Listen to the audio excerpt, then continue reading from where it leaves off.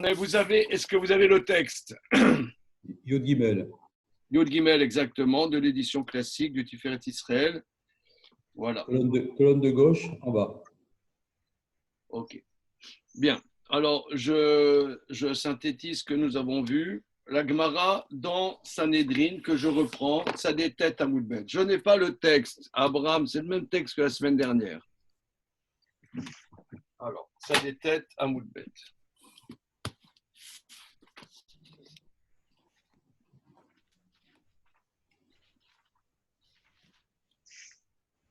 Alors, la Gemara,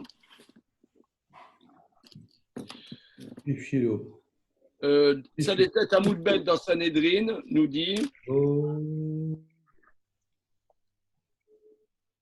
Amar Rabbi Lazar.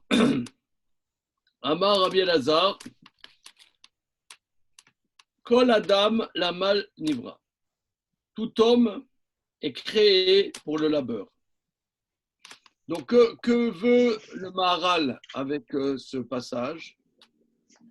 Le Maharal veut dire que quand bien même l'homme est-il l'aboutissement de la création, l'humain est l'aboutissement de la création, mais la particularité de l'humain, c'est qu'il est en potentiel et pas en effectif. Et que l'homme est toujours quelque part non abouti. Ça, c'est en soi, c'est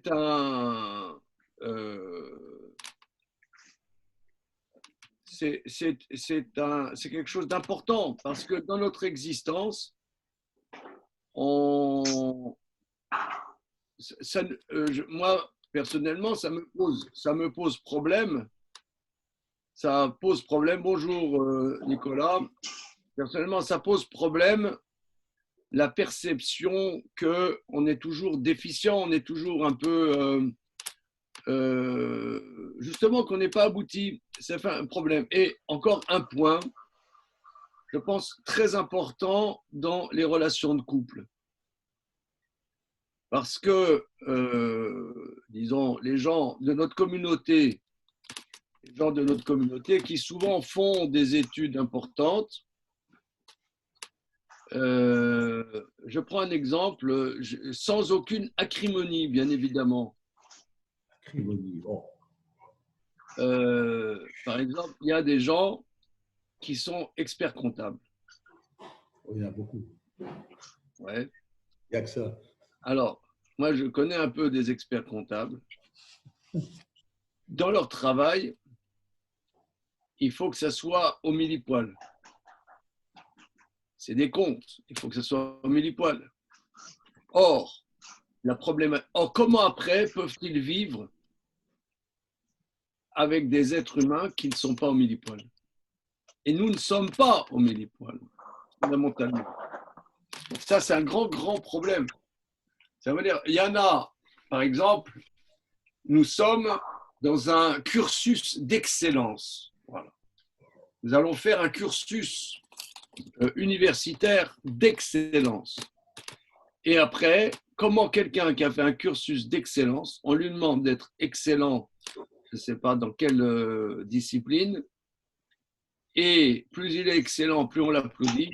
Après, cette personne d'excellence va vivre maritalement avec quelqu'un et ce quelqu'un va lui faire remarquer qu'il n'est pas du tout dans l'excellence, qu'il est flemmard, quand il mange, il rote, que sais-je, qu'il n'a pas des bonnes manières, qu'il ressemble à son père, que j'en passe et des meilleurs. Et c'est un problème. Et dans le gâté. C'est un problème. Non, mais ça paraît peut-être un peu humoristique, mais c'est un problème. Moi, je vois des jeunes filles, on leur présente des garçons. Or, un garçon, fondamentalement, même s'il a par exemple 23 ans, alors, si déjà, quand on a passé un certain âge, on se perçoit non abouti, raison de plus quand quelqu'un il a 23 ans qu'il est non abouti. Elle dit oui, mais oui, il est comme ci, il est comme ça. mais on n'est fondamentalement pas abouti. Donc c'est une question fondamentale ce que ce passage nous enseigne. Je reprends. Donc je suis dans Sanhedrin, Sadetet Amoudbet. Amar Rabbi Elazar. Kol Adam Laman Nivra. Tout homme pour le labeur. Donc je traduis en clair. Qu'est-ce que ça veut dire? Ça veut dire que nous sommes des êtres non aboutis et qui œuvrent tout le temps pour que notre potentiel sorte à l'effectif. Chez Neymar, qu'Adam Lamal Lula, l'homme est né pour le labeur. Ini Yodea im Lamal Pe Nivra im Lamal Melacha Nivra. Je ne sais pas si c'est pour le labeur de la bouche qu'il a été créé ou bien pour le labeur du travail. Alors là aussi, on a vu dans les séances précédentes que toute la réalité de l'homme est dans une transformation. L'homme transforme. L'homme ne mange pas des choses non transformées. La transformation est constante. On ne peut pas, on mange pas des grains de blé. On n'est pas des musaraignes. On transforme le blé avec plein d'étapes pour arriver à quelque chose, un produit fini. Donc peut-être que c'est la vocation de l'homme de transformer le monde par des actions, ou bien la vocation structurelle de l'homme est d'arriver à un aboutissement par la parole qui en vérité est le plus significatif de l'homme. Parce que la transformation du monde peut être transformée par les scolopendres. Aussi, les scolopendres transforment le monde. Est-ce que vous êtes d'accord? Complètement, bien sûr. Voilà. Donc, est-ce que le but est de transformer le monde, de construire des routes et des ponts qui, en vérité, c'est ce que font les scolopendres à un niveau plus élevé. Alors, ou les castors. Alors là-dessus, on dit non. On apprend du verset qui a kaf alav piou, je scelle sur lui sa bouche. C'est-à-dire le labeur et le labeur de la bouche. Avait Omer, la mal paix. L'homme a été créé pour le labeur de la bouche. Voilà. Maintenant, Vadaim ini yodea, im la mal Torah, im la mal sicha. Mais pour le moment, je ne sais pas si l'homme a été créé pour le labeur de la Torah ou pour le labeur de la conversation. Si on dit, Lo yamush sefer haTorah azeh mipicha. Ne bougera pas ce livre de Torah de ta bouche. Donc on voit, Ave Omer, la mal Torah nivra, que l'homme, le but, la création de l'homme, la vocation structurelle de l'homme est pour le labeur de la Torah. Alors c'est là-dessus qu'on en était. Alors la dernière séance, il y a une semaine, on a vu le labeur de la conversation, parce que la conversation est un labeur. Entre parenthèses, c'est un point aussi très, très important. Parce qu'on dit qu'on est dans l'ère de la communication. Or ce n'est pas vrai, on n'est pas dans l'ère de la communication. On est dans l'ère des signaux. Par exemple, il y a quelqu'un, il va te dire, oui, moi je suis spécialiste en communication. Spécialiste en communication, en com. Non, je ne dis pas en communication. Spécialiste en com, évidemment. Alors, sans aucune acrimonie, bien évidemment, mais me semble-t-il, ce qu'on appelle la communication, en vérité, c'est des signaux. C'est pas un dialogue, c'est pas un échange, un échange de paroles. Un échange de paroles, c'est un labeur, me semble-t-il, qui n'a rien à voir avec les signaux de ce qu'on appelle la communication aujourd'hui. C'est un débat, je lance le débat, messieurs. Oui, tout à fait, oui. C'est une technique c'est une technique de mise en relation de différentes personnes ou de différentes sphères euh, pour qu'il y ait une interconnexion entre ces différentes personnes ou ces différentes sphères. Mais ce n'est pas pour autant qu'il y a une parole qui émerge. Voilà, absolument. Ça veut dire, à la limite, il y en a qui disent que les dauphins sont des animaux très évolués. Hein.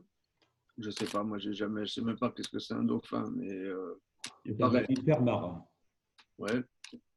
Il paraît qu'ils ont un langage.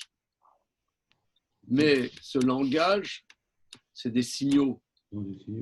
C'est des signaux. Nous aussi, on peut faire des signaux. L'humain aussi peut faire des signaux. Quand on parle Amal Sira, c'est arriver à exprimer par le langage, faire sortir, à l'exprimer des choses intimes. Des pensées. Des pensées, des choses intimes. C'est un travail. C'est un travail. Et ça, c'est dans cette direction que l'humain est spécifique. Oui. Ça, c'est très, très, très, très important. C'est très important parce qu'on est dans une confrontation, on dit... Il y aurait une régression alors. Quelqu'un est spécialiste en communication. Les spécialistes en communication, ça, c'est souvent plutôt des signaux que des conversations. C'est des mises en relation de signaux et non pas de paroles. Pas de paroles. Mais là-dessus, la Gemara dit, mais non, la structure de l'humain, c'est pas ça, c'est le Amal Torah. C'est-à-dire, et ça, bon, vous allez me dire, c'est assez élitiste, mais comme dit Maïmonide, la plupart d'entre nous, on est des figurants. Le monde a été créé pour, dit Maïmonide, une ou deux personnes, toutes les une ou deux générations. Et le reste, c'est pour que la personne qui est finalement la base de la base de la création ne soit pas seule et ne soit pas déprimée d'être seule. Mais en vérité, pourquoi? Parce que là, la Gemara dit que c'est quoi le but de la création de l'homme? C'est Amal Torah, c'est le labeur dans la Torah. C'est quoi le labeur dans la Torah? Eh bien, c'est ce que nous allons voir là maintenant. Hein. C'est là où nous en étions la dernière fois. Alors, je reprends. Donc, effectivement, c'est le Yud Gimel, la colonne de gauche. Le Fikar Amar, donc c'est 1, 2, 3, 4, 5, 6, 7, 8, 9, 10, 11, 12, 13, 14, 15, 16, 17e ligne avant la fin de la page. Le Fikar Amar, c'est pourquoi il dit Lo Yamouche, c'est faire à Torah, Azem et Pira, ne bougera pas ce livre de Torah de ta bouche. Car Shadam Shlemuto Bekoar. Sarir Sheye Kol Amalo Falo Bedavar Sheu Shlemuto Acharon Asher Nifra Bishfilo. Étant donné que l'homme, sa perfection est potentielle, donc il doit mettre tout son investissement et son labeur dans quelque chose qui est sa perfection véritable, pour laquelle il a été créé. Comme dit le verset, Adam Lamal Yulad, Shirot Selomar, c'est-à-dire, Kitarlit Malato ou El Amal, c'est-à-dire la vocation de son niveau spécifique, c'est le labeur, chez Yetzia Lafal, dans lequel il va exprimer son potentiel véritable, c'est la Torah. Omnam, Al-Tomar, cependant, Al-Tomar, Kem Yetzia, Shlemut Adam et Lafal, Efshar, Sheyotse, Shemuto, Legamre et Lafal. Donc, si vous voulez, la Torah, il y a une Gemara d'Avkouf et Amoudbet dans le traité Shabbat qui dit si un juif meurt et qu'on est présent au moment du décès, on doit déchirer son vêtement. On va faire kriya. Kriya, pourquoi? La Gemara dit c'est comme un Sefer Torah qui est brûlé. Un juif qui meurt, même s'il n'est pas très féru, c'est comme un livre de Torah qui est brûlé. Alors, il y a plusieurs commentateurs là-dessus. Il y a un commentateur qui dit que si la personne, c'est un Talmid Chacham, ce n'est pas un Sefer Torah qui est brûlé. Un Talmid Chacham, c'est pas de ça dont on parle là-bas. Là-bas, on parle d'un juif qui est pas dans l'étude de la Torah. Un juif, tout juif, c'est un Sefer Torah. Mais le Sefer Torah, c'est un potentiel, c'est des lettres. Vous voyez, là, c'est des lettres. Ces lettres, il faut en faire quelque chose. Ça, c'est pour ça que nous, on est venus dans le monde. Pour que ce Sefer Torah, il devienne vivant.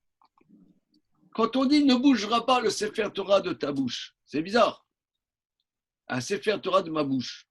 Moi, je dirais ne bougera pas un shfarma de ma bouche. Ne bougera pas une chicha de ma bouche. Un chewing-gum de ma bouche. Qu'est-ce que c'est un Sefer Torah de ma bouche? C'est-à-dire que nous, on doit transformer le Sefer Torah en faisant une Torah vivante. Or, un juif qui n'a pas étudié la Torah, c'est un drame, c'est un Sefer Torah qui est brûlé. Pourquoi? Parce que lui, c'est un Sefer Torah et n'en a rien fait. C'est une catastrophe. Donc, quelqu'un qui est présent au décès d'un juif qui n'est pas érudit en Torah, et cette personne, elle meurt, c'est comme si on brûlait un Sefer Torah. Parce que le Sefer Torah, c'est un potentiel, ce n'est pas un effectif. Le Sefer Torah, il faut le lire, il faut l'apprendre, il faut l'appliquer. Mais si quelqu'un, il ne lit pas et il ne l'applique pas, son potentiel, il est passé à côté. Et c'est une catastrophe. Une catastrophe. Alors c'est pour ça, c'est comme quand il y a un décès d'un proche, on déchire son vêtement parce que c'est un déchirement, une déchirure.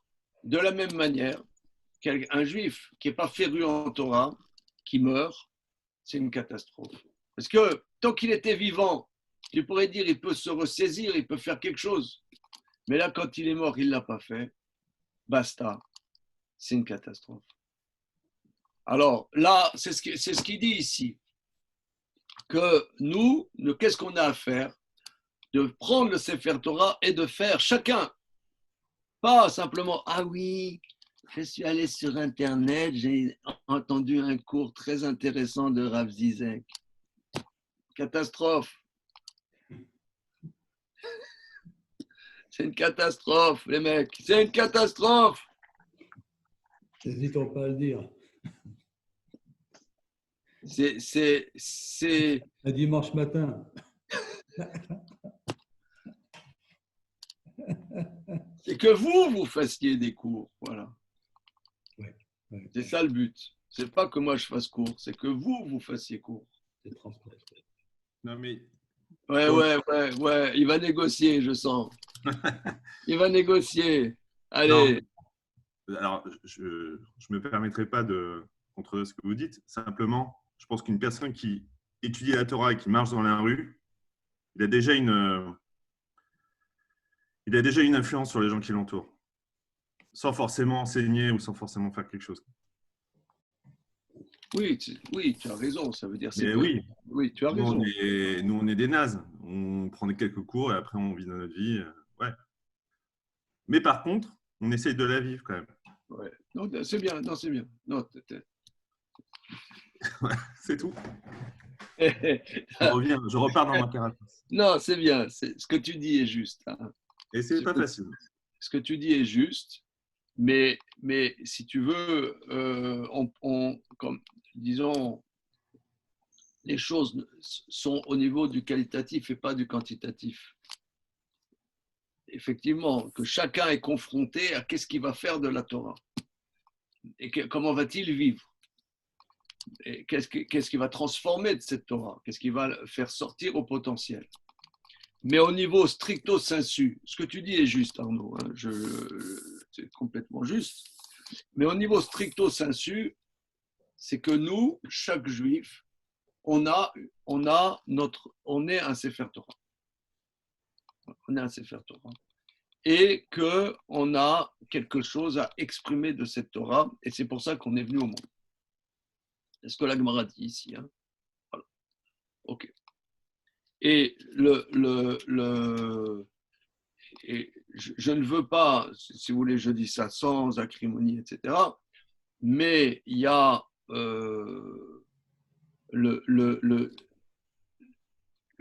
ici on voit le travail personnel de transformation de la chose. C'est pour ça que j'ai lancé là, Baruch Hashem, après Pessah, il y a eu cette idée de faire l'étude le cours d'hébreu biblique pour donner la possibilité d'avoir l'accès au texte, à la base du texte. Parce que tant qu'on n'a pas accès à la base du texte, eh ben on est passif quelque part. Qu'est-ce que je peux faire? C'est comme ça, on est passif. Voilà. On dit, ah oui, j'ai vu quelque chose de très très intéressant dans tel livre, ou j'ai vu quelque chose de très intéressant au cours de Rav Machin sur Internet. Tout ça, c'est magnifique. Mais on passe à côté de ce que nous, on a à faire. C'est pas pour critiquer, mais c'est pour voir les choses comme elles sont. Voilà, c'est tout.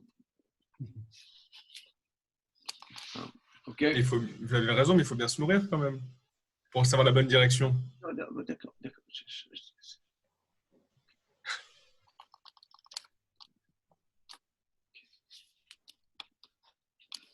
Ok, moi je parle à moi-même. Cette question s'adresse à moi-même, s'adresse à vous, à moi. Mais voilà. Ok. Alors, ce étant, on continue. Omnam, Al-Thomas, cependant, ne dit pas Adam Maintenant, ne dit pas que lorsque l'homme sortira sa perfection à l'effectif, ce serait possible qu'il sortira complètement sa perfection à l'effectif. Chez Eno Klal, c'est impossible.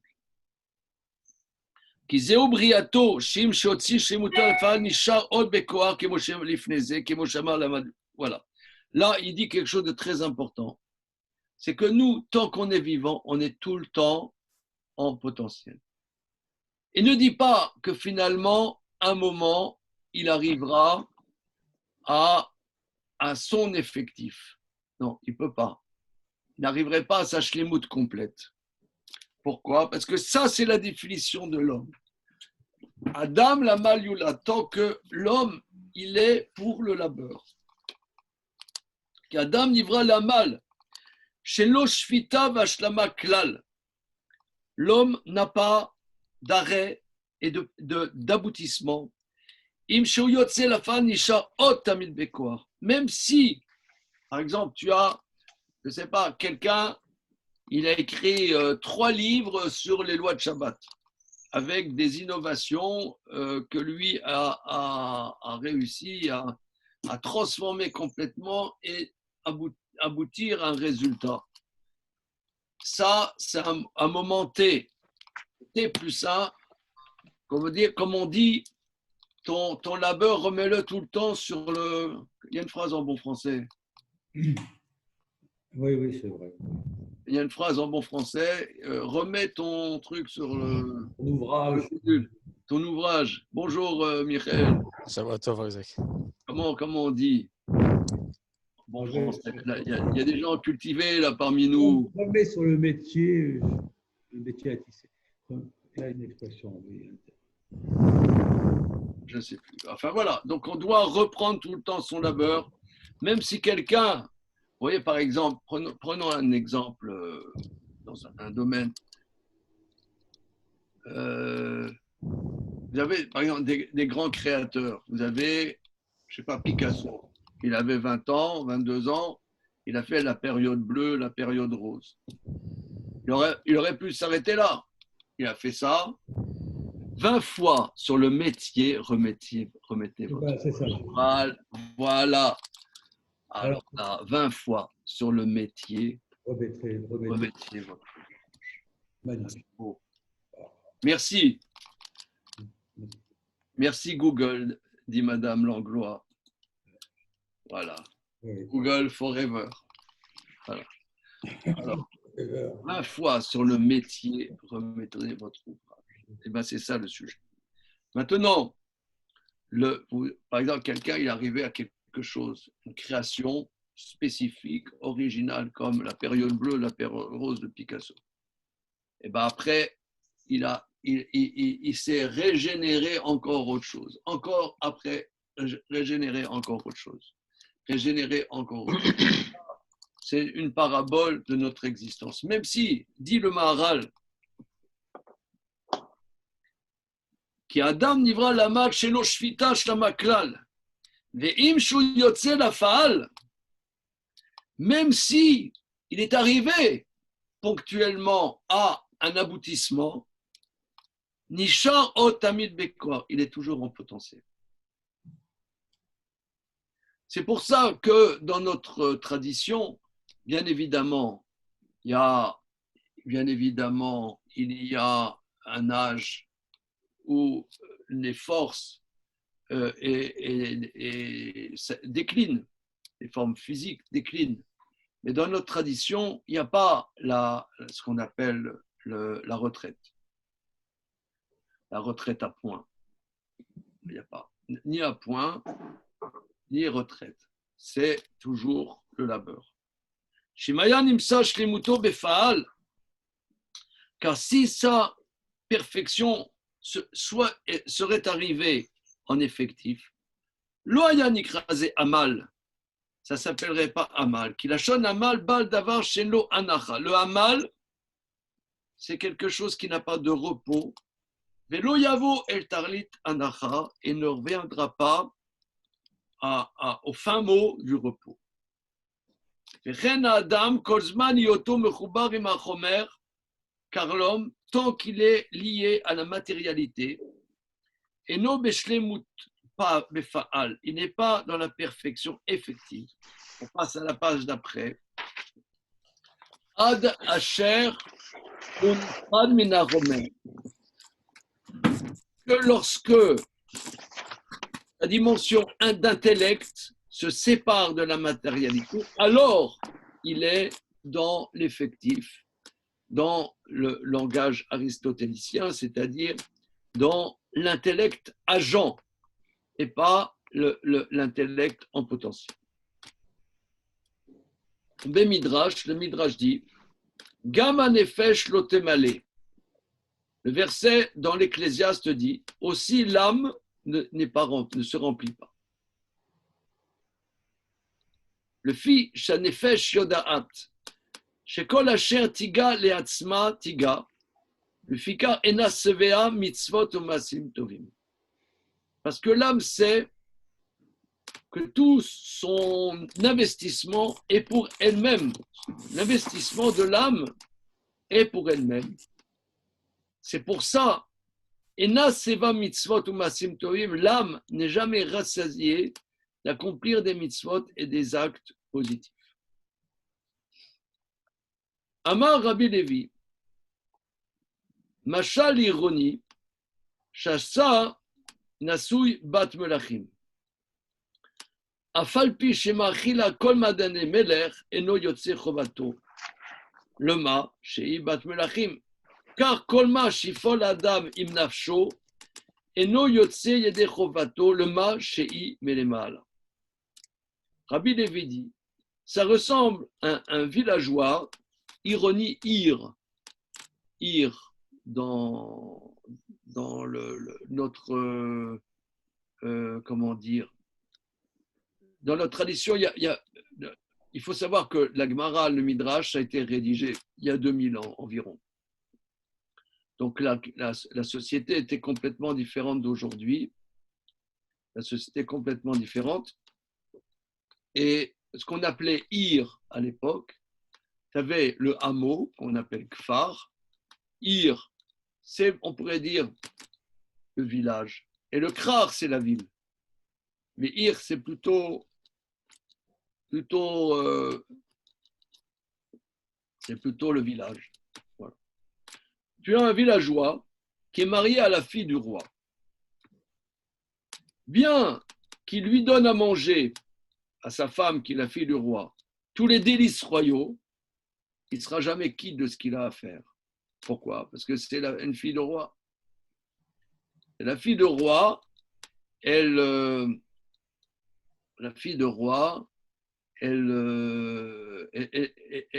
peut jamais être rassasiée de ce que ce monde-ci peut lui donner. Pourquoi? Parce que c'est une fille de roi. De la même manière, Kolma Shifol Adam Im Nafshu, tout ce que l'homme pourra agir avec son âme, il ne sera jamais quitte. Parce que son âme, elle vient d'un au-dessus, d'un ailleurs qui est au-dessus. L'âme a des attentes infinies. D'ailleurs, c'est intéressant, vous savez qu'il y a un économiste français qui s'appelle Daniel Cohen, comme son nom l'indique. Il a écrit un livre il y a, je ne sais pas, 2 ans, un truc comme ça. Le monde est fini et le désir infini. Je ne sais pas si vous avez suivi ça, non?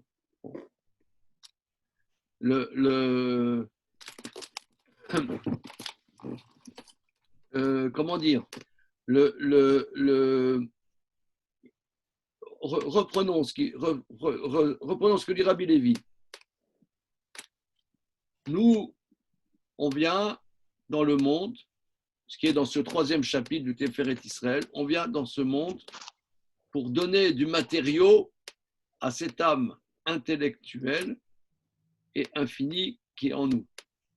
Et nous, on est dans un monde qui est fini.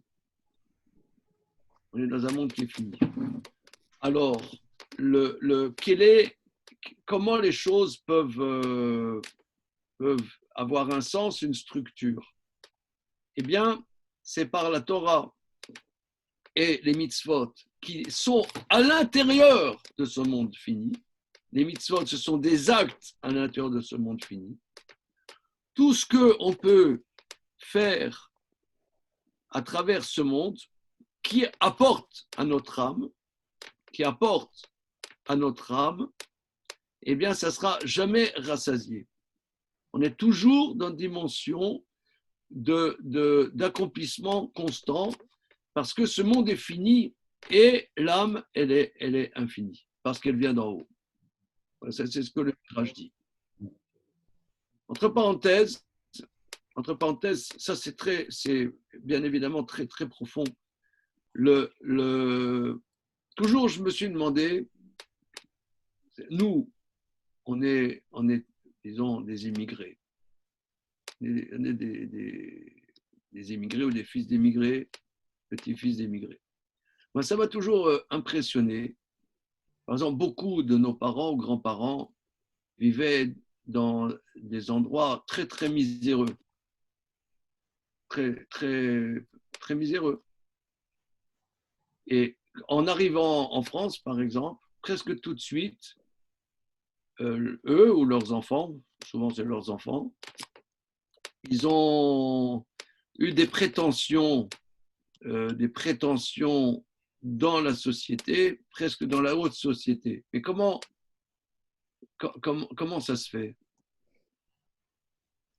Comment c'est possible? Quand tu viens du shtetl ou du Mellar, etc., que tu viens ici dans une société, comment dire, qui n'a rien à voir, et tout de suite, je ne sais pas, par exemple, première génération, tu habites à Belleville, deuxième, tu habites avenue Victor Hugo. Mais pourquoi avenue Victor Hugo? Reste à Belleville. Bon. Je ne sais pas, ceux qui sont arrivés à Sarcelles, maintenant, ils habitent dans le 17e. Bon. Hein, monsieur Rabbi Michael? Première génération, Sarcelles. Oui, Deuxième, comment? il y a une vague d'Alia à Levallois, c'est vrai. À Levallois, Neuilly, etc. Mais reste à Sarcelles, je veux dire. Sarcelles, ça ressemble à d'où on vient, quoi. C'est le mélange. Si c'est l'ambition d'aller à Levallois ou le souhait de quitter Sarcelles. C'est justement parce que ça ressemble à d'où on vient qu'on n'a pas envie d'y rester. Voilà, c'est ça. Oui, mais de manière, je pense, de manière plus métaphysique, je pense que dans chacun d'un juif, il y a une âme infinie. Même s'il est, en vérité, il est dans le ghetto, dans la misère, mais son aspiration est infinie. Il est dans le gourbi. Il est dans le gourbi. Mais ça, c'est conjoncturel. En vérité, son attente. Alors, quand il se met, il croit que son attente va être, va être rassasiée dans ce monde-ci. Alors, il va aller, il va être dans la haute société de ce monde-ci. Après, à un moment, il va se dire, est-ce que c'est vraiment là que mon attente, c'est dans la haute société de ce monde-ci? Mais des fois, sans transition, il passe du ghetto à la haute société. Bien évidemment, la société locale ne l'accepte pas, puisque c'est un parvenu. Mais il ne s'en rend pas compte. Il ne s'en rend pas compte qu'il est parvenu. Il ne comprend pas pourquoi il ne peut pas se marier avec Mademoiselle 2. Bon, mais ça, c'est les livres de Marcel Proust. Hein. Il y en a qui se marient avec des Françaises, quand même. Ouais, il y en a. Mais il y en a qui sont présidents de la République. Enfin, il y a des trucs. Il y en a qui sont présidents de la République. Pompidou, par exemple, d'origine juive. Même. Non, enfin bon, il y en a qui y arrivent, quoi. DSK, il y arrive. Hein. Enfin, il y a plus de juifs de cour que de juifs qui refusent le monde et qui vont à Bnei-Brak. Enfin, il y a plus de juifs qui sont dans le monde et qui acceptent le monde que même en ayant une aspiration. Non, mais la question est comment quelqu'un qui vient, parce que Pompidou, il vient d'un milieu modeste, mais il ne vient pas du Gourbi. Je sais pas, je suis désolé de dire ça, mais moi je vois mes grands-parents, ils venaient vraiment de la misère de la Pologne. La misère de la Pologne, la misère. Ils sont arrivés ici, tout de suite, ma mère, elle a eu des cours de piano en France. Mon grand-père, il était pieds nus dans la Casbah. Voilà, mais comment, quand tu arrives du Gourbi, qu'est-ce que tu donnes des cours de piano? Ah ben ils kiffent, enfin ils sont. Non, mais c'est pas normal. Et ils veulent une vie comme les autres, ils en ont marre, Bon, c'est pas grave, ça ira. On réglera ça à la récré, Laurent. Ça marche.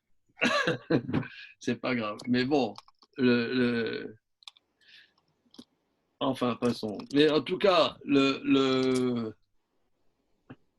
Peut-être que la matérialité. Non, mais je vois, par exemple, mon père, il est né, franchement, il me l'a dit, il est né vraiment dans la misère en Pologne. Et objectivement, c'est pas une manière de dire. Objectivement. Et toute sa vie après, c'est fréquenter les peintres, les trucs, les grands peintres, machin. Et qu'est-ce qu'il a fait d'ailleurs? Quel rapport d'un mec qui est né là-bas où il n'avait pas de quoi manger et fréquenter des grands peintres, ça n'en fera aucun rapport. C'est spécial. Mais je pense que c'est une parabole, mais ça est sous-entendu dans ce midrash. C'est que on est dans un monde limité et notre âme a une dimension illimitée. Donc qu'est-ce qu'on fout? Qu'est-ce qu'on fout là? Alors il dit, ce qu'on fout là, c'est par Torah ou mitzvot, on exprime un infini à l'intérieur du fini. Mais ça, c'est quelque chose qui est tout le temps en action, puisqu'on est dans une réalité finie. Donc c'est tout le temps en action. Pourquoi? Parce que l'âme qui est appelée fille de roi, fille de roi, elle est pas adaptée à ce monde fini. Donc elle attend une complétude qui n'est pas de ce monde-ci. La complétude n'est pas de ce monde-ci. Biurinyanze. Et c'est ça, moi, personnellement, ce qui me bouleverse beaucoup dans le Maharal et que je vois rarement dans d'autres auteurs. C'est que ça touche vraiment au fond des problèmes existentiels de l'humain. Quand on dit qu'est-ce qu'on fout là, si vous voulez, ça touche des questions fondamentales. Qu'est-ce qu'on fout là? Et ça, on sent que le Maharal, s'il aborde ça, c'est que lui, chez lui, c'était vécu. Il vivait ça. Qu'est-ce que je fous là? Qu'est-ce que j'ai à faire dans la vie? C'est une question. Biur Inyanze. Explication. Qu'en effet, Shazot, cette âme, chez Melemala, qui vient d'en haut, au Medet Betartonim, se trouve dans les réalités inférieures. Tamid, imishto keket et la Torah et la mitzvot, bema shei betartonim. Elle palpite, toute sa réalité de palpiter pour la Torah et les mitzvot, parce qu'elle est dans la réalité inférieure. Il n'y a que Torah ou mitzvot qui transforme, il n'y a que Torah ou mitzvot qui transforme ce monde fini en un accès à quelque chose d'infini. Exact. C'est même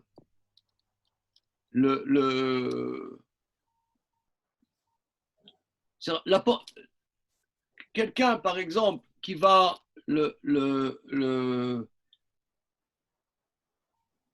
quelqu'un qui va, par exemple, il va se dire, voilà, moi, j'ai un besoin spirituel en moi, je vais faire de la philo. Mais la philo, c'est les hommes qui ont écrit la philo. Donc, il y a une dimension d'une pensée limitée. Ça peut être percutant, mais c'est une pensée limitée. La Torah, c'est une pensée qui touche notre réalité, mais qui met une dimension illimitée. Donc là, l'âme, elle palpite à Torah ou mitzvot. Et d'abord, c'est les chisanom madrega nirshav la she'etzem nefesh elokim elemala omedet betartonim.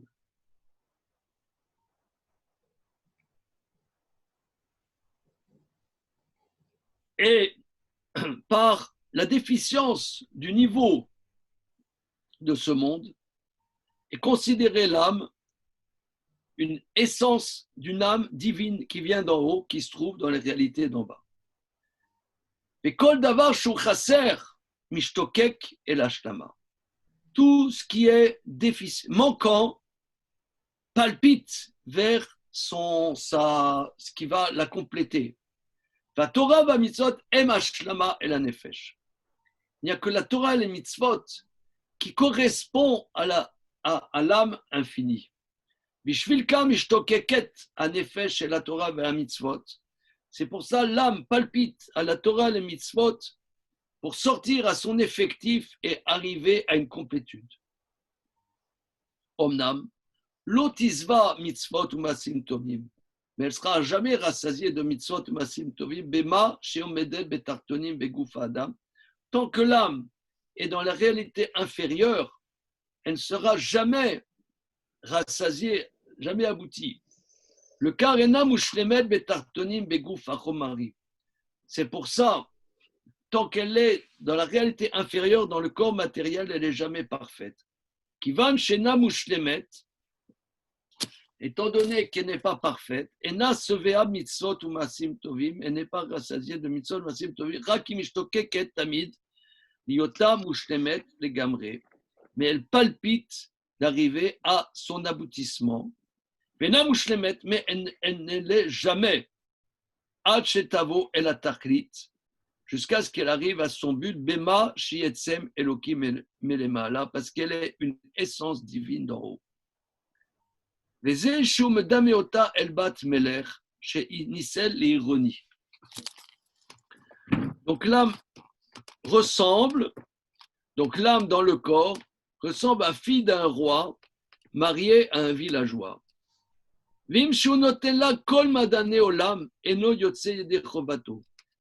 lui donne tout, il lui achète tout Ikea.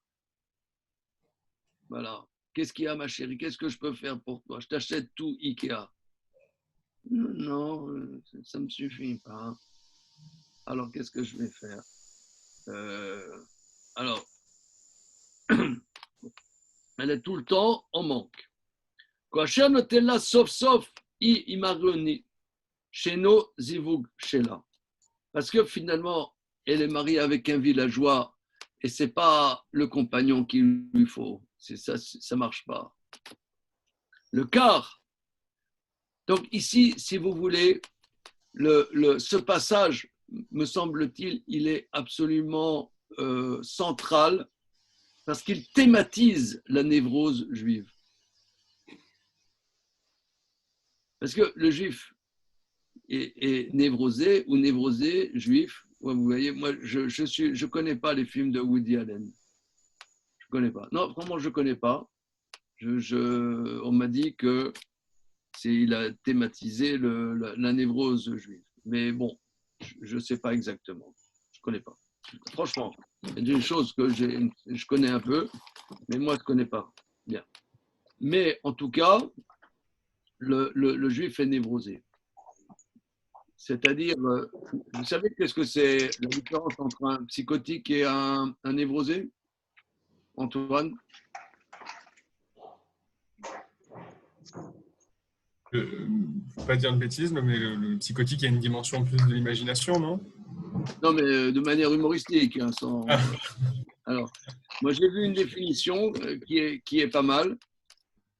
C'est que le névrosé, il sait que 2 plus 2 égale 4, mais ça ne le suffit pas. Ça le met mal à l'aise. Et le psychotique, pour lui, 2 plus 2 égale 5.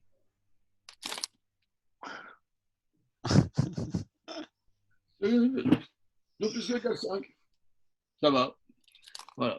Mais le névrosé, c'est 2 plus 2. Il sait que 2 plus 2, ça fait 4, mais ça ne lui suffit pas. Mais en réalité, c'est humoristique, mais c'est exactement ça.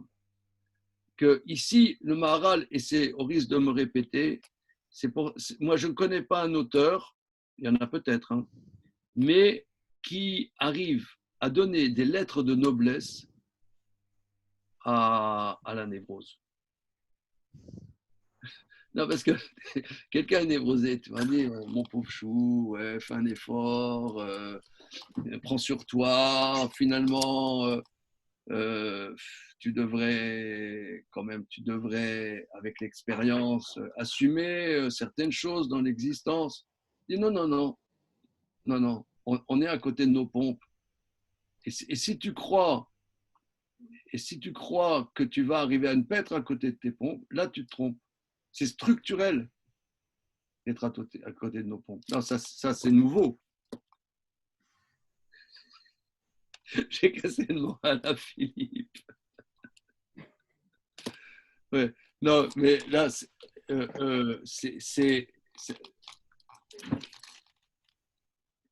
c'est vraiment une innovation. C'est vraiment un chidouche atsoum. C'est un chidouche atsoum.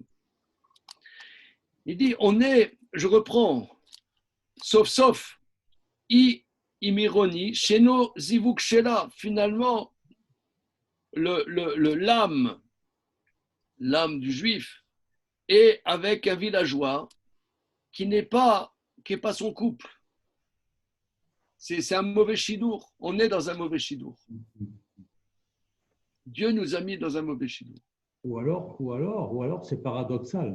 Parce que c'est peut-être ce mauvais chidour qui fait qu'on est toujours en questionnement. On est toujours en manque. On a toujours le besoin d'aller plus loin.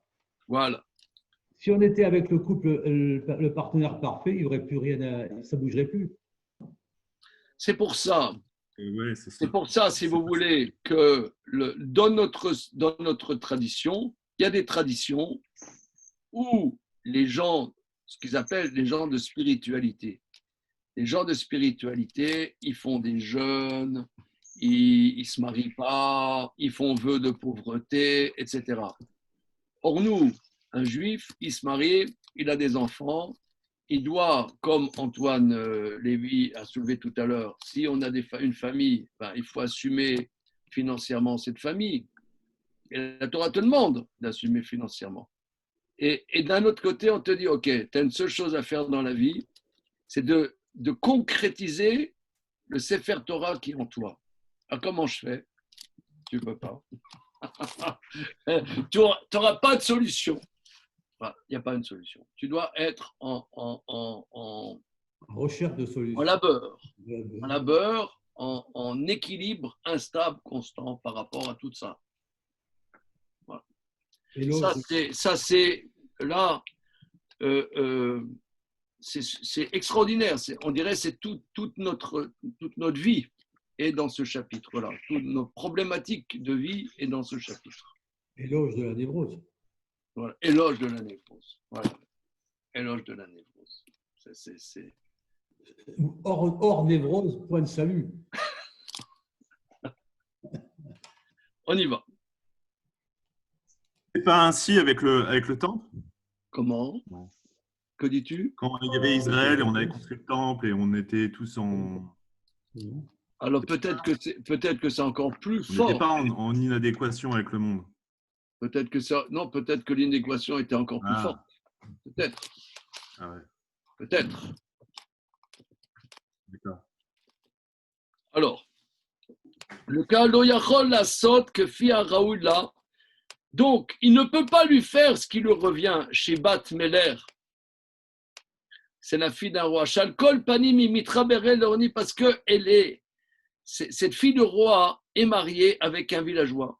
Vélo Meller est pas un roi. Le kareno yotse yedechovato ima. Donc, le villageois n'arrivera jamais à donner ce qu'elle attend. De la même manière, étant donné que l'âme vient d'en haut,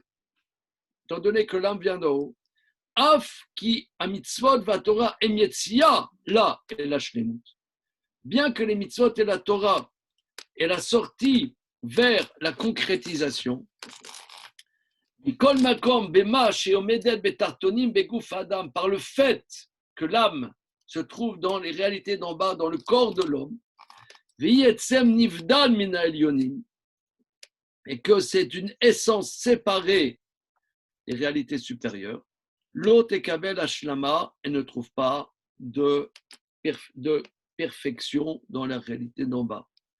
Le karena sevea mina mitzvot, c'est pour ça qu'elle n'est jamais rassasiée des mitzvot. Venirchevet bekoar kol yemeyota imaguf. Donc elle est considérée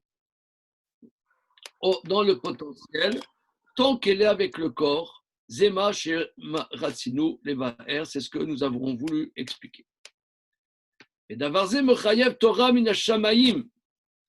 Donc cela impose que la Torah vient du ciel. Donc maintenant, la spécificité de ce qui donnera une possibilité de mouvement, de créativité et non d'aboutissement, c'est Torah mitzvot. Cela impose que la Torah est divine. Le mi chez Yodea Inyan Anefesh ou Madre Kata chez Minashamaim. Donc là, il va introduire une nouvelle chose. Cela impose que la Torah est divine pour celui qui comprend le niveau de l'âme et son niveau qui vient du ciel. Etzem bilti mushlam, qui est une essence non limitée. Le karashlamata aliédé à Torah au mitzvot. C'est pour ça la complétude de l'âme, c'est par Torah au mitzvot, Kemo Shil Baer, Be'ezrat Hashem Ilbara, comme nous allons développer avec l'aide de Dieu. Qui n'atteint Mala Yoter Alkol, parce que lui a été donné le niveau supérieur, surtout, c'est quoi? À Torah, qui est la Torah, la Shlim Chisrona, pour compléter son manque. Donc, regardez, ici, c'est toute, je dirais, c'est toute l'histoire du peuple juif qui est en jeu.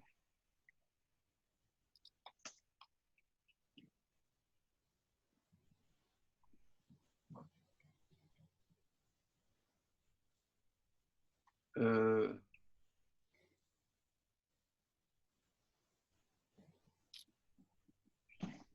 savez, le judaïsme français est en partie très important de ce qu'on appelle des ballets de chouva. Des ballets de chouva, des gens dont les parents juifs Mais bon, ce n'était pas tellement leur problème, Torah ou mitzvot. Comme on a dit tout à l'heure, c'était des immigrés ou des fils d'immigrés, etc. Donc, ils arrivent, il faut bien s'adapter. Ils nous disent, nos parents nous disent, voilà, on est arrivé dans le pays extraordinaire, la France, le pays de la culture, le pays du camembert, donc le pays le pays de la culture, des sciences, de la tolérance, de l'ouverture d'esprit. C'est magnifique. Voilà. Et vous allez être des Erlere Franzosen. Vous allez être des vrais Français. Ça va être parfait. Et il y en a beaucoup. Et ils ont été élevés comme ça. On va à l'école laïque et républicaine. Et on s'ennuie. Mais qu'est-ce qu'on fait ici? Qu'est-ce qu'on fait? C'est ça le pays de cocaïne. C'est ça l'aboutissement. Et donc, on retrouve Torah ou mitzvot. En vérité, il y a des commentaires qui ont développé que la galoute est une possibilité quelque part, certes d'assimilation, mais aussi de renouveau du peuple d'Israël. Par le fait que les enfants d'Israël se retrouvent dans des cultures qui, finalement, n'ont à offrir que ce qu'elles ont à offrir, c'est exactement ce qu'il dit ici. Elles sont gentilles, elles nous offrent ce qu'elles ont à offrir. Mais finalement, par rapport à ce que l'âme juive attend, c'est paysan. C'est gentil, c'est gentillet, mais peut mieux faire. Et quand on découvre la Torah qui est dans une recherche constante et qui se remet tout le temps, qui nous donne le goût d'un infini, le goût d'un travail constant qui correspond à ce que profondément on est, alors là, ça, on découvre cette dimension de Torah Min HaShamayim. C'est ça ce qui va dire qu'il y a une dimension d'une connaissance qui n'est pas limitée et qui est dans une recherche, un travail constant et qui n'est pas dans un dogmatisme, dans un truc, un machin, un système. Il n'y a pas de système. C'est autre chose qu'un système. On ne sait pas exactement qu'est-ce que c'est d'ailleurs, mais autre chose qu'un système. Donc là, ça, il y a la découverte. Si l'âme a ces dimensions d'infini, donc la Torah, il s'impose que la Torah, elle, soit aussi du ciel. C'est ce qu'on appelle un des principes que Torah min hashamayim, la Torah, elle est divine. Le cas, Rashlamata, l'idée à Torah, c'est pour ça, l'homme arrive à cette perfection par la Torah, la mitzvot, qui n'atteint la ma'ala yoter alcool, car Dieu a donné le niveau supérieur au-dessus de tout, c'est la Torah, la shlim chisrona, pour quelque part rassasier son manque.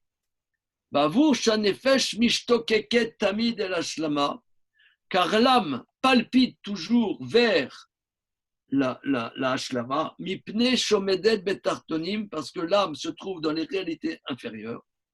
Ve'im min hashamayim, mais l'âme vient du ciel. Uma shevsha l'ashlima nishlema. Ce qu'elle peut arriver à concrétiser, elle concrétise. Mais dès qu'elle a concrétisé, il faut tout de suite qu'elle remette 20 fois. Le métier. 20 fois. Le métier, 20 fois quoi? Comment? Sur le métier, son ouvrage. Sur le métier et son ouvrage. Pas cher. Ouais. 20 fois. D'accord? Une seconde. Là, j'ai. Nous, c'est 101 fois. Oui, c'est ce qu'on dit effectivement. Ce que dit Philippe, c'est que les Chachamim nous disent que quand on étudie, la 101e fois qu'on étudie est complètement supérieure à la 100e fois qu'on a étudié. Alors, on commence le 4e chapitre. Me semble-t-il, ça vaudrait le coup de faire une synthèse de ce 3e chapitre, parce que, donc, on va appeler ça effectivement éloge de la névrose, et je pense que c'est très très important d'un point de vue même thérapeutique.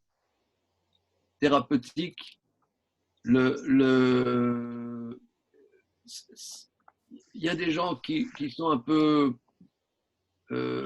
pas bien, mais si ils comprenaient que leur déséquilibre est structurel, leur déséquilibre vient d'un bon fond, si on peut s'exprimer ainsi, ça pourrait aider à supporter. C'est ce qu'on dit. C'est ce que le verset dans Tehilim dit, Loulé Toratecha shashuai az ovati ve'oni. Si c'était ta Torah qui me donne de la joie, je serais détruit dans ma pauvreté. Donc il y a que la Torah qui peut nous donner ce lien, ce liant entre cet infini et qu'est-ce qu'on a à faire à l'intérieur de ce monde fini qui s'appelle Torah Mitzvot. Que la Torah qui peut nous donner une nechama, une consolation de quel est notre positionnement dans notre existence. Alors, c'est ce qui est traité dans le 3e chapitre. Maintenant, il va traiter une fois qu'il a parlé de l'âme de l'homme, une nefesh. Alors, la réponse au nefesh, c'est la Torah qui est Min Hashamaim, c'est le 4e chapitre, on va commencer. Juste une question. Je crois qu'on avait vu que dans le monde, il y avait une dimension de perfection dans la création. Et là on précise que l'âme ne peut pas trouver sa perfection puisque le monde a une dimension inférieure. Alors, comment on concilie les deux? Je pense que la perfection dans ce monde, c'est justement qu'on lutte contre l'imperfection. Donc, on veut aller plus loin que notre imperfection. C'est-à-dire qu'on est tout le temps en mouvement, et c'est ce mouvement, cet infini de mouvement de recherche qui est peut-être la perfection. Oui, oui, c'est juste ce que tu dis, mais je reprends la question d'Antoine. C'est que nous avons vu dans d'autres études que ce monde est l'expression d'une volonté pleine de Dieu, n'est-ce pas? Pleine. C'est ce qu'on appelle Shaddai, Shamar le Olamodai. Mais ça, c'est dans une certaine dimension. Mais la neshama de l'homme, le nefesh, est au-dessus de cette dimension. Il y a une dimension de perfection. Quand tu vois, je ne sais pas moi, un papillon magnifique, ou tu vois un paysage magnifique, il y a une perfection. Il y a une perfection. Mais le nefesh est d'un autre ordre que cette perfection. Il y a un autre ordre. D'accord. Merci. Alors, Perek Revi. Adrachim va peulot asher em mevim el hatzlacha em mitzvot haTorah. Les chemins. Entre parenthèses, j'ai vu dans des livres de Chassidut qui disent que les mitzvot sont appelés etzot. Etzot, ça veut dire des conseils.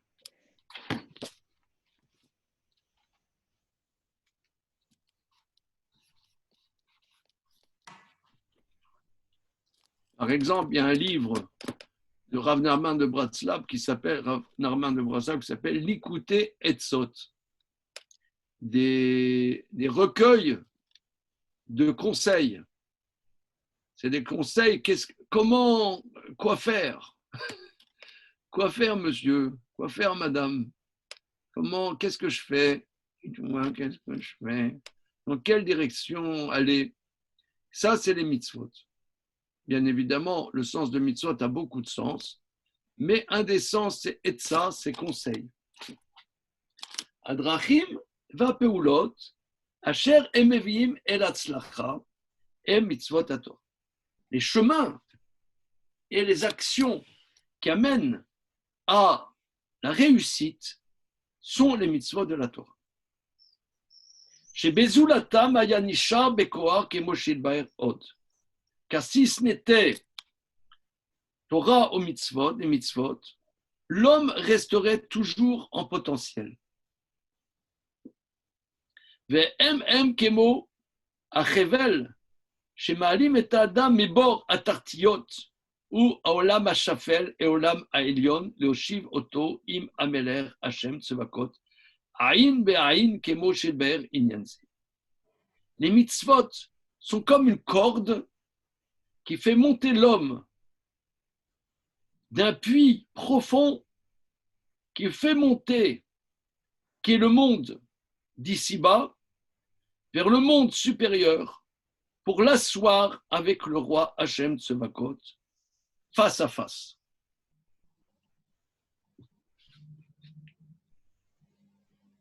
Donc les mitzvot sont la corde.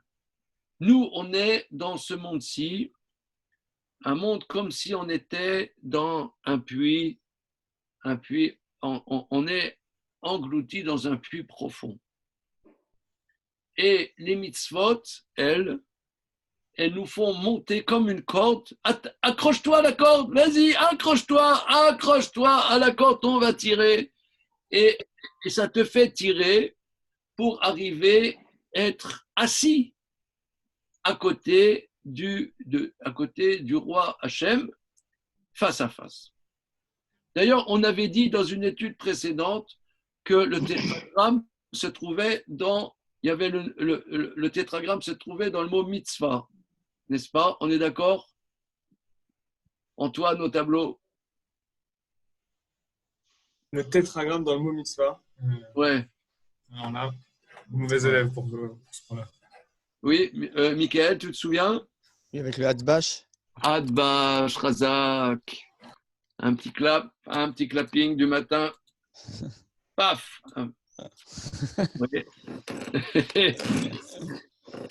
Alors,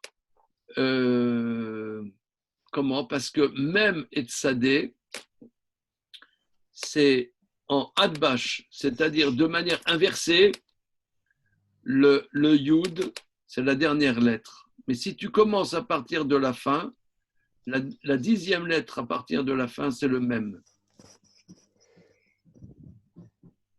Voilà. Et le E, c'est la 5e lettre. Or, en Hatbash, la 5e lettre à partir de la fin, c'est le Tsadé. Donc, tu as Yud, Ke, les deux dernières lettres de mitzvah, c'est Vav, E. Tu as Yud, Ke, Vav, Ke, dans le mot mitzvah. Mais, pourquoi? Parce que, comme c'est à l'intérieur des gestes matériels, donc c'est dans la discrétion, en vérité, c'est le dévoilement du nom de Dieu, dans la discrétion de ce monde-ci, c'est la mitzvah. Donc de manière pudique, pas de manière grandiloquente, mais au début de manière à l'envers, donc ça veut dire c'est de manière codée, de manière discrète, et le dévoilement du nom de Dieu dans la réalité de ce monde-ci, c'est ça la mitzvah. Et ça, c'est la corde qui fait que on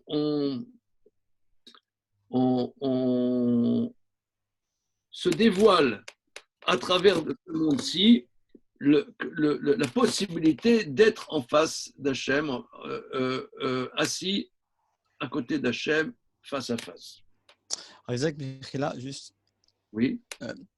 Là, ce que dit le Maharal apparemment, c'est que pour nourrir cet infini qui est en nous, c'est seulement les mitzvot et la Torah qui permettent de trouver cet équilibre. Enfin, c'est Mikor et la Poal, mais il ne définit pas de quelle mitzvah et de quelle Torah on parle. Est-ce que c'est quelque chose de ségouli, de mécanique? C'est-à-dire le simple fait de se mettre à étudier ou de se mettre à faire une mitzvah, alors ça nourrit la princesse qui est en nous, ou c'est plus que ça? Parce qu'on voit bien que le kiyum des mitzvot ou l'étude de la Torah, de quelle Torah s'agit-il, de quelle mitzvot s'agit-il vraiment quand on parle de cet épanouissement et de cet équilibre de l'infini? Oui, alors là, comme on a vu dans la Gemara de Tzadetet à Moudbet, dans Maseret Sanhedrin, Tzadetet à Moudbet dans Sanhedrin, Adam Lamal Yulad, l'homme est né pour le labeur, donc ça veut dire que ça n'est qu'une Torah et mitzvot dans un investissement. Si ça n'est que Amal à Torah, s'il n'y a pas de Amal à Torah et Amal à mitzvot, et qu'il y a une volonté, tu veux, je prendrai de manière, je conclurai notre étude. Tu vois, tu as la Gemara dans Maseret Betsa dit si la Torah n'avait pas été donnée, les enfants d'Israël, ils détruiraient le monde. Prenons un exemple. Ceux qui ont inventé la bombe atomique, c'était pratiquement pas que des juifs, mais pratiquement que des juifs. Que ça soit aux États-Unis ou que ce soit en URSS à l'époque. Par exemple, vous savez, celui qui a créé la bombe atomique russe, comment il s'appelait? Entre la poire et le fromage, là. Il s'appelait Lev Landau. Ouais. Landau, c'est des grandes familles, des grandes familles rabbiniques. Et un de ceux qui étaient dans le projet Manhattan, c'était pratiquement que des juifs. Donc, avait été le concepteur numéro 1, c'était Robert Oppenheimer. Bon. Et les bombes atomiques, ça fait sauter la planète. Je sais pas, bon, on n'est pas pressé, mais doucement. Mais il y a de quoi faire sauter la planète. Mais on peut comprendre, parce que l'âme juive est infinie.